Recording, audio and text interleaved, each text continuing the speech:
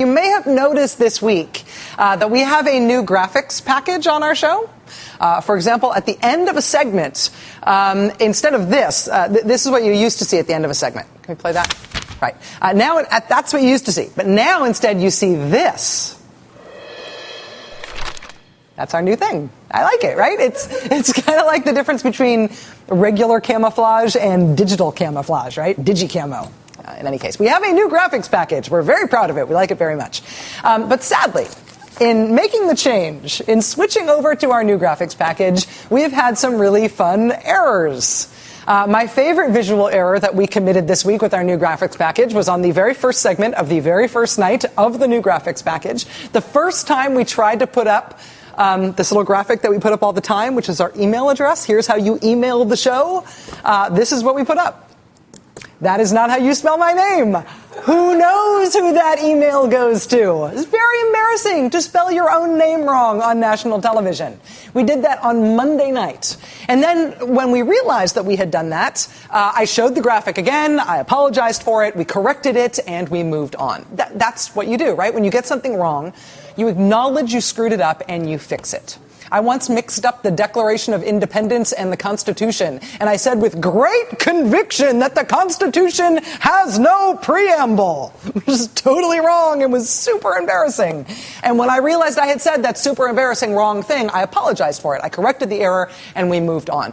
Mistakes happen. In private life, they happen. In public life, particularly if you talk for a living, you get stuff wrong. It's not the end of the world. But if you talk for a living, if you are a public figure, what does it say about you if you don't care when you get stuff wrong? If when you screw up, or maybe even if you are trying to lie and you get caught trying to lie, right? If you get caught and you're now on the record as having said something either inadvertently or on purpose that is provably and obviously not true, what does it say about you if you don't want to correct the record? I mean, if you're going to continue to be a public person, if you're going to be a person who people are supposed to believe when you speak, you cannot allow yourself to become known as a person who lies. Like, here's an example. This is the Facebook page of Republican Congressman Jeff Landry of Louisiana. On his Facebook page, he is highlighting an interview that he did this week with a right-wing radio show. In that right-wing talk radio interview, Congressman Landry said this. This is an administration who has no problem granting special status or waivers to Muslims as they go through TSA screenings. Muslims don't have to go through TSA screenings? Muslims get special waivers for the TSA? No, that's not true at all. Not even close. It was a Glenn Beck conspiracy theory a couple of years ago on the Internet machine. Now, granted, that was the height, I guess, of Glenn Beck's influence in the Republican Party. So, you know, Glenn Beck cracks a crazy conspiracy theory in the Glenn Beck corner of the Internet, and Republicans all believe it for a second. But when somebody made the mistake of actually checking to see if it was true, frankly, it ruined everything. Then Senator John Ensign, he'll be back on the show later. He asked at a hearing, he asked the head of the TSA if somebody could say that they didn't want to go through TSA screening because of their religion. Here's how that went. It was very quick. Well, I respect and we respect that person's beliefs. That person's not going to get on an airplane. Okay. There will be no exceptions just because of religion. That's what that was. Okay. Okay, that was the answer that I was looking for. The answer you were looking for. Bluntly disproving that conspiracy theory. I mean, it's bluntly disproven. Even if you are a refugee from Glenbeckistan, it is just not true. But still, these things, they never die on the right. And so a conservative congressman from Louisiana is still, in this past week, advancing this totally disproven conspiracy theory that President Obama says Muslims don't have to go through TSA screening. Now, Steve Bannon, who produces for this show now, Steve called Congressman Jeff Landry's office after he heard that the congressman had said that. Called the office to find out what the hey the congressman was talking about with this Muslim TSA screening waiver thing. And the congressman's press officer at first denied that Congressman Landry had ever said any such thing. Steve then calmly noted in his calm Steve Bannon way that there was in fact tape of the congressman saying it. The press officer then tried again, came up with another answer, said that what the congressman must have meant was that anybody in a headscarf is exempt from TSA screening. And that is not what Congressman Jeff Landry said in this interview, but for the record, it is also not true. Congressman Landry's Facebook page, where he posted this interview, where he talks about the Muslim TSA waiver that doesn't exist, it is on his own Facebook page, but it is now full of comments from all over the internet of people saying, essentially, dude, not true. You have to correct that. You don't seriously believe that, do you? Where did you get that from? So far, Congressman Jeff Landry has issued no correction on this. This happens. I assume that he will, right? But this happens. It's like when Rick Santorum, when he was still in the race for president, remember when Rick Santorum advanced his theories about how the Dutch kill all their old people? Remember that? They murder the elderly in Holland systematically, leading Dutch old people to flee the country in droves ahead of all the murdering. That's what Rick Santorum said. None of this is true. In the Netherlands, people wear a different bracelet if you're elderly. And the bracelet is, do not euthanize me. Because they have voluntary euthanasia in the Netherlands. But half the people who are euthanized every year, and it's 10% of all deaths in the Netherlands, half of those people are euthanized involuntarily at hospitals because they are older and sick. And so elderly people in the Netherlands don't go to the hospital. They go to another country because they're afraid, because of budget purposes, that they will not come out of that hospital if they go in with sickness.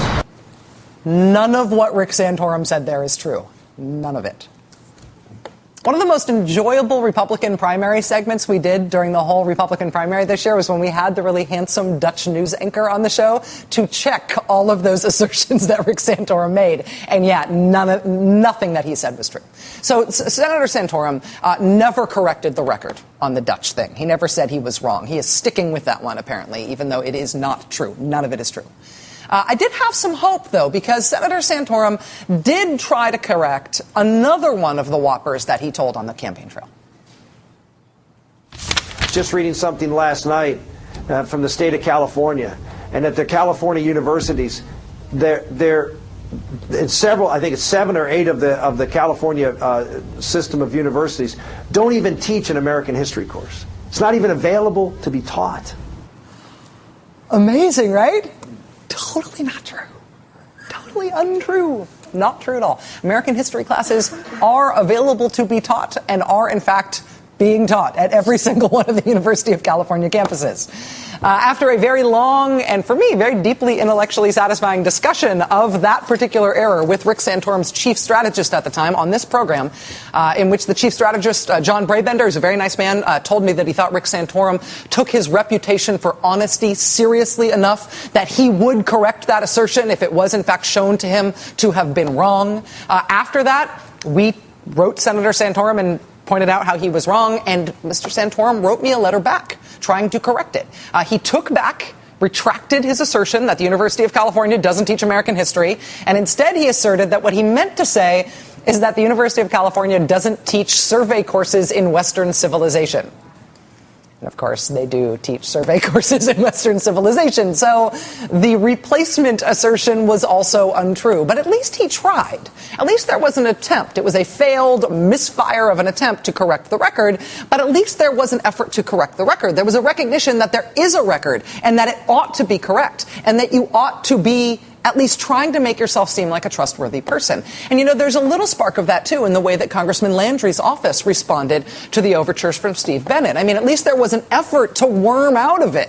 At least there was some sense that it was wrong to have told a lie, and that however gymnastic you have to get to try to explain that lie, you should, in fact, try to explain your way out of it. You wouldn't want an overt lie on your record. You wouldn't want to be known as somebody who tells lies. That would be shameful. That shame, which can lead a person to full out apologize or try to worm out of it or come up with a new lie to cover up the old one.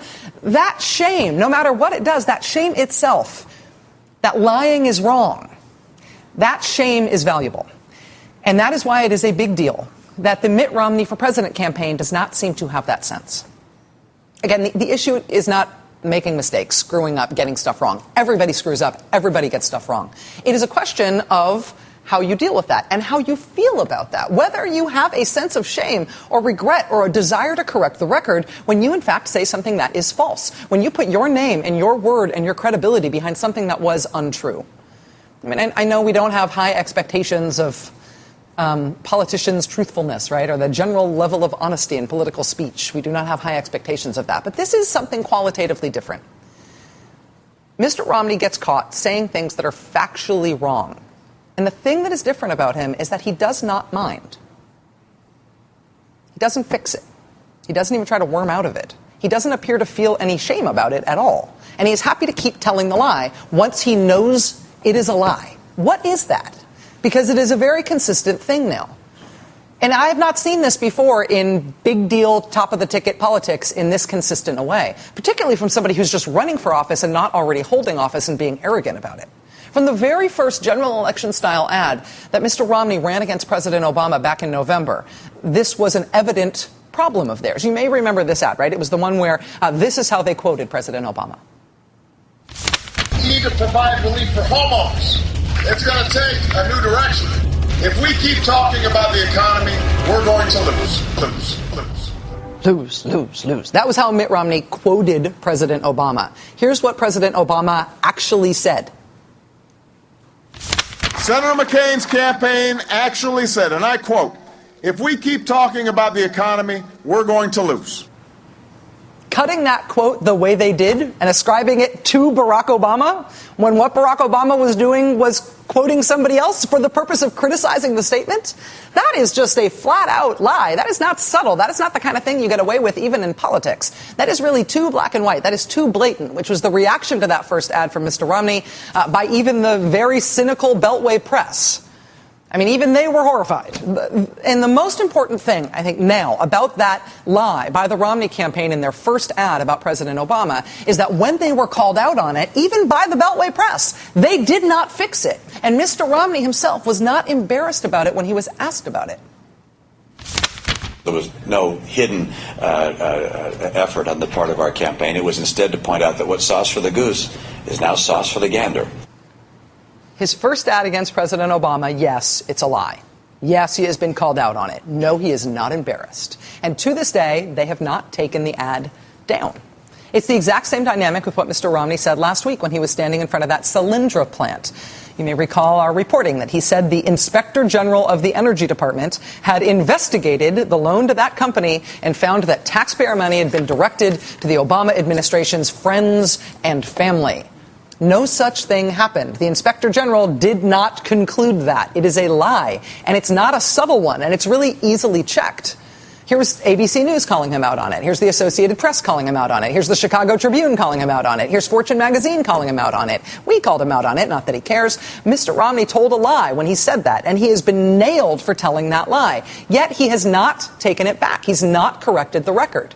And, again, perhaps most importantly, they are still running an ad that includes the same lie.